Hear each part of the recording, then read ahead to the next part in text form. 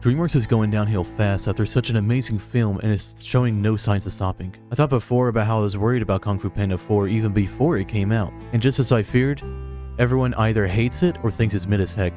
That's a sentiment that every film after the winter of 2022, when the best film they ever made was released. We can debate which movie is the best in personal terms, but there's no doubt that Puss in Boots: The Last Wish is the best put together movie they ever released in the history of their films. Which is quite ironic that the franchise that started their company is the one that will be treated with the respect they given to such an amazing film. Since Shrek in 2001, DreamWorks has obviously had some misses here and there. They've always had a Shark Tale or a B movie, even within their own franchises like the infamous stinker Shrek the Third. But even when they released stinkers within their own franchises, they used to end it with a great finale, just like they did with Shrek Forever After, ending their franchise with the respect they deserve. But the same respect doesn't seem to be the case anymore for any new films or even newer franchises. This beginning of the end can all be tracked down to one single movie, Puss in Boots: The Last Wish. Hey, you wanna see something cool? Just before this film, they released The Bad Guys, which got everyone interested in the films again. Then they released this absolute banger of a film. Puss in Boots: The Last Wish is the best thing to come out of the Shrek cinematic universe since Shrek 2. Puss in Boots: The Last Wish comes out of nowhere to contend for the title of the best movie of the year. Death is one of DreamWorks' strongest antagonists in quite some time. So imagine my surprise when the decade-late sequel to the spin-off to the sequel to Shrek ends up being exactly the kind of movie that I've been so desperately hoping for a major studio to make. It is rare for me to cry while watching a film, but my God almighty, Puss in Boots: The Last Wish, it got me. I entered this movie as a different man than I am now. I have seen the magnificence it has to offer. For once, the critics were actually right. This is honestly one of the best animated movies I have ever seen, period. This might honestly be my personal favorite animated film to come out this year. Puss in Boots: The Last Wish is amazing. No joke, this is easily the best animated movie of 2022 and one of the best DreamWorks movies of all time. I can't believe how good it is. There's no denying that this film was huge. It took over the world and got everyone to really pay attention to DreamWorks. Then started talking about all these new interesting characters and moments, even talking about the older films with new respect.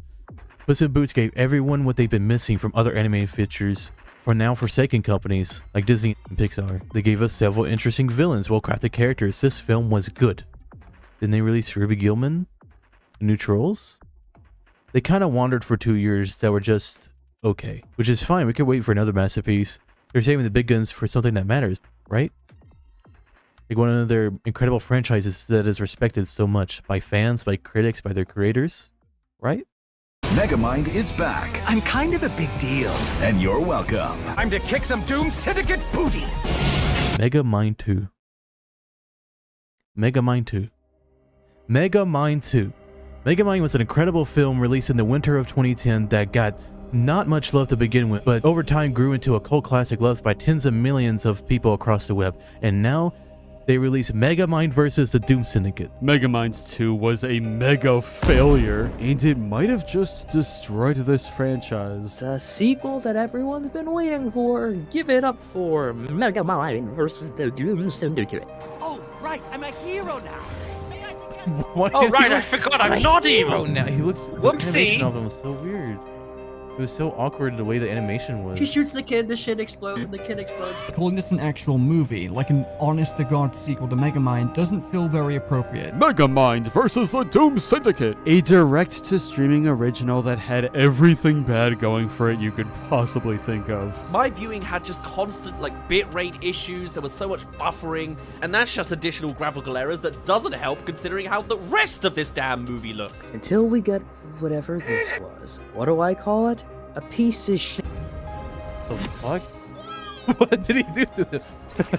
Since when did he have a Rick and Morty portal gun? It literally is. Dude, look, it's green. Wubba lubba dub. Oh my gosh. Yeah, I mean, they could have at least made it, not green. It could have been, a color that makes sense of him, like blue, maybe? Did you ever think of that, you stupid peacock? Peacock.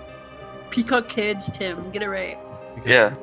It's a Peacock original. If you were to imagine the generic story of what is essentially a TV episode with a TV budget expanded to 90 minutes for some reason, yeah, the story's exactly how you'd expect.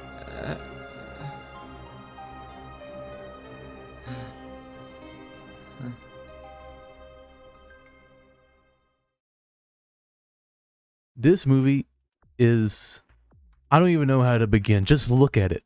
The original was amazing, incredible. It deconstructed the superhero formula. They talked about Nice Guy Syndrome, had an incredible story and themes, and Megamind vs. the Doom Syndicate is about nothing. There's nothing to attain from this movie thematically, artistically, and worst of all, it's not even funny. Even if the show was a harmless cash grab to entertain kids, it doesn't even have anything comedic about it, besides how terrible it is, and even then, it's such a bad movie that I can't even laugh at it. It's like comparing Frozen to baby sensory videos. It's just actually nothing, literally nothingness compared to an incredibly well-constructed film. But fans held hope. Kung Fu Panda 4 is coming out the same year. Maybe this one will be good. They gave Megamind to another company. It's just to have a Peacock streaming show. They wouldn't take a beloved franchise from their grave where their films ended in pretty good finale just to make another mess, right? Right? Kung Fu Panda 4 was disappointing. Kung Fu Panda 4 was painfully mid. Not to ruin our legacy, Kung Fu Panda 4. Kung Fu Panda 4 is absolutely awful. Stop calling it mid. Kung Fu Panda 4 is a movie that exists. And then we arrive to the fourth film. And yeah, the diminishing returns are hard to ignore. I would just like to say, I really despise being right. Feels like nothing more than a quick cash grab of the studio. Really sucks to say, seeing how everybody collectively got together to celebrate the absolute masterpiece of Puss in Boots and The Last Wish. Heck, it even got me out of my retirement. Just for this two-piece bogus combo to come out the next year. Like, bro, what? Fourth movie, it's predictable and unrewarding. Why? Because the characterization feels pretty flat. How is the chameleon introduced? Well, she gets mad because she's called short and then pushes a guy down the stairs using her elephant power. And this is the most evil thing she does in the entire movie. This has gotta be the most dry, stale plank of wood villain I have ever seen from any DreamWorks movie.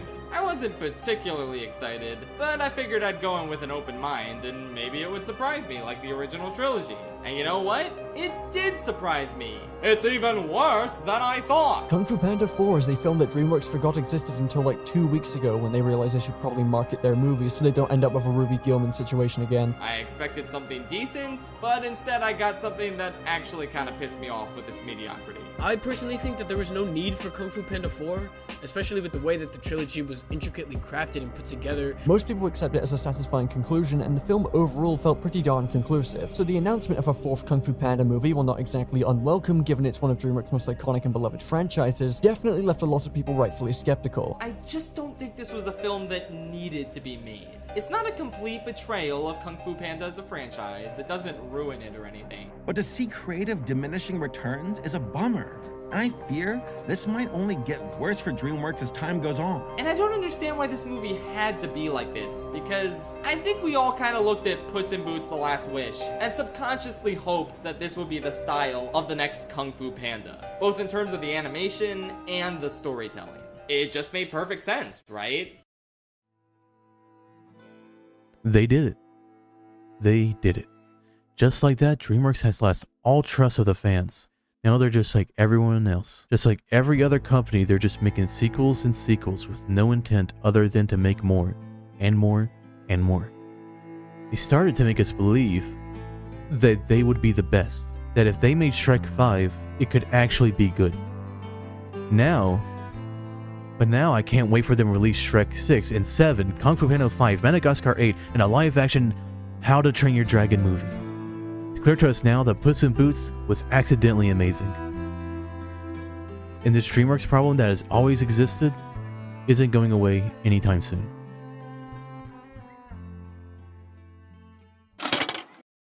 And that was gonna be it.